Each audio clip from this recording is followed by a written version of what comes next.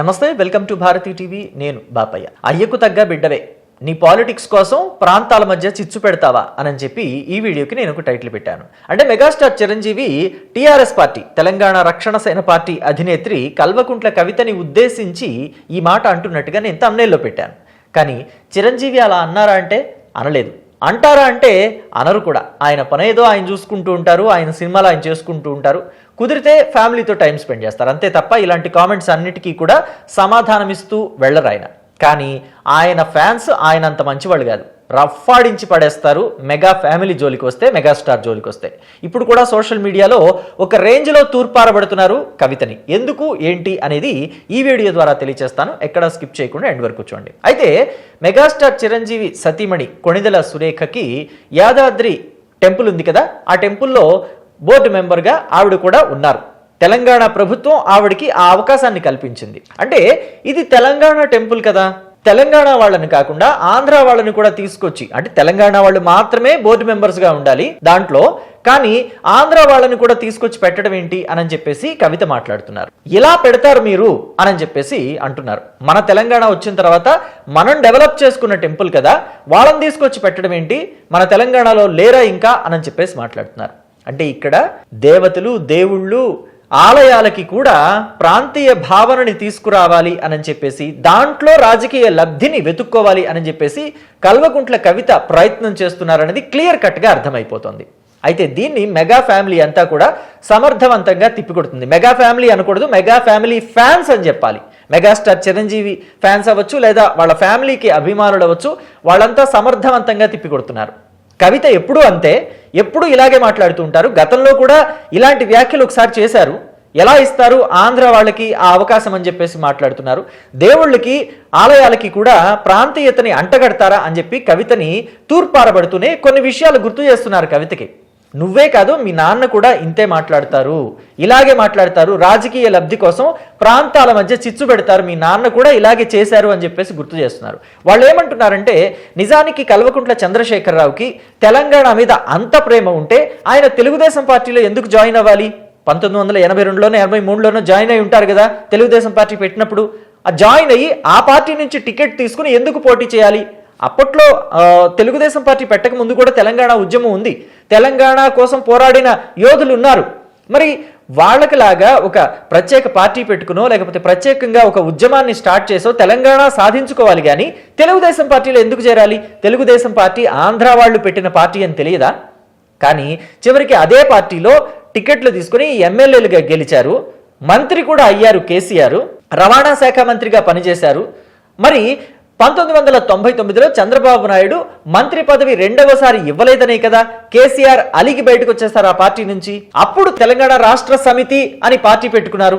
మరి ఎందుకని ఆ పార్టీలోనే ఉండొచ్చు కదా? అంటే మంత్రి పదవి ఇవ్వలేదు కాబట్టి పార్టీ పెట్టుకున్నారు. మంత్రి పదవి ఇచ్చుంటే టీఆర్ఎస్ పార్టీ అసలు పుట్టి ఉండేదే కాదు కదా అని చెప్పి కూడా ఇప్పుడు మెగా ఫ్యాన్స్ అంతా క్వశ్చన్ చేస్తున్నారు. పైగా తెలంగాణ రాష్ట్రం కోసం పోరాటము తప్పు కాదు, తెలంగాణ రాష్ట్ర సమితి అనే పార్టీ పెట్టుకోవటము తప్పు కాదు. కానీ మొన్నటి వరకు అదే తెలుగుదేశం పార్టీలో ఉండి ఆ తెలుగుదేశం పార్టీ అధినేత నారా చంద్రబాబు నాయుడిని తెలంగాణ వ్యతిరేకి అని చెప్పేసి ముద్ర వేయటం ఎంతవరకు సమంజసం? ఇదే చంద్రబాబు నాయుడు తెలంగాణ ఇవ్వలేదని రాజశేఖర రెడ్డితోటి 2004లో జత కట్టారు. ప్రత్యేక రాష్ట్రం ఇస్తానని చెప్పి రాజశేఖర రెడ్డి అన్నాడని, మళ్ళీ తర్వాత రాజశేఖర రెడ్డి ఇవ్వలేదని చెప్పి మళ్ళీ చంద్రబాబు నాయుడుతో 2009లో జత కట్టారు. ఇక్కడికి వచ్చి మళ్ళీ రాజశేఖర రెడ్డిని దుయ్యబట్టారు. ఇవంతా కూడా కేసీఆర్ ద్వంద్వ వైఖరి, రాజకీయ లబ్ధి కోసం చేసే మాటలు, చేసే చేష్టలు కాదా అని చెప్పి మెగా ఫ్యాన్స్ అంతా కల్వకుంట్ల కవితని క్వశ్చన్ చేస్తున్నారు. నువ్వు కూడా మీ నాన్నలాగానే ఉన్నావు, మీ నాన్న దగ్గర నువ్వు పనిచేసిన నాళ్ళు ఎంపీగా పనిచేసావు, ఎమ్మెల్సీగా పనిచేసావు. నువ్వు ఓడిపోతే మీ నాన్న నీకు ఎమ్మెల్సీ ఇచ్చాడు. అప్పుడు కూడా నువ్వు ఏనాడైనా వీటి గురించి మాట్లాడావా?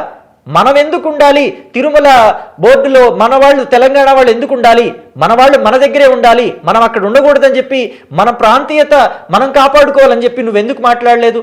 అక్కడ ఆనాడు తిరుమల బోర్డులో తెలంగాణ వాళ్ళకు కూడా మెంబర్షిప్లు ఇస్తే నువ్వెందుకు మౌనంగా ఊరుకున్నావు? అంటే నువ్వు బీఆర్ఎస్ పార్టీలో నుంచి బయటకు వచ్చిన తర్వాతనే మళ్ళీ తెలంగాణ ఆంధ్రప్రదేశ్ అని మాట్లాడుతున్నావు. అసలు తెలంగాణ ఆంధ్రప్రదేశ్ విడిపోయి ఎన్నాళ్ళైందో నీకు జ్ఞాపకం లేదా? దగ్గరగా 12 ఏళ్ళు అవుతుంది, 10 ఏళ్ళు దాటిపోయింది, 12 ఏళ్ళు అవుతుంది, పుష్కర కాలం అవుతుంది తెలంగాణ ఆంధ్ర విడిపోయి. 2014లో జరిగింది ఇదంతా విడిపోవటం అనేది. ఏ స్టేట్కి ఆ స్టేట్ విడిపోయి ఎంతో చక్కగా ప్రజలంతా కలిసి ఉంటున్నారు.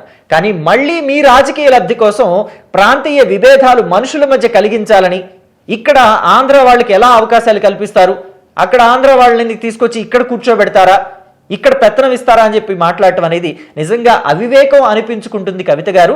కాస్త ఆలోచించుకొని మాట్లాడండి అని చెప్పి మెగా ఫ్యాన్స్ అంతా కూడా కవితని హెచ్చరిస్తున్నారు. పైగా వాళ్ళ నాన్న గతంలో ఏం చెప్పారు అంటే, వాళ్ళు గుర్తు చేస్తుంది, ఇది మెగా ఫ్యాన్స్ గుర్తు చేస్తుంది, ఆంధ్ర వాళ్ళకి బిర్యానీ వండటం వస్తుందా, వాళ్ళ బిర్యానీ పెంటలాగా ఉంటుంది అన్నారు. కానీ మళ్ళీ తెలంగాణ నుంచి ఆంధ్ర వెళ్ళి 2019లో ఎవరింటి దగ్గర భోజనం చేశారు, ఏ బిర్యానీలు తిన్నారు, ఏ చేపల పులుసు కలుపుకొని తిన్నారు ఆ బిర్యానీలో, ఇవన్నీ కూడా మెగా ఫ్యాన్స్ ఇప్పుడు గుర్తు చేస్తున్నారు కవితకి.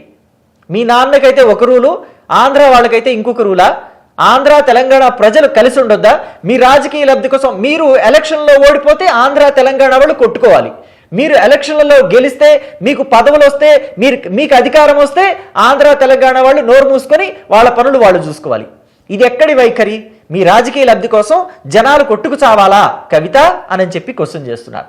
మరి దీని మీద కవిత ఎలా స్పందిస్తారో తెలియదు, కానీ మెగా ఫ్యాన్స్ మాత్రం సూటిగా సుస్పష్టంగా క్వశ్చన్ చేస్తున్నారు కవితని.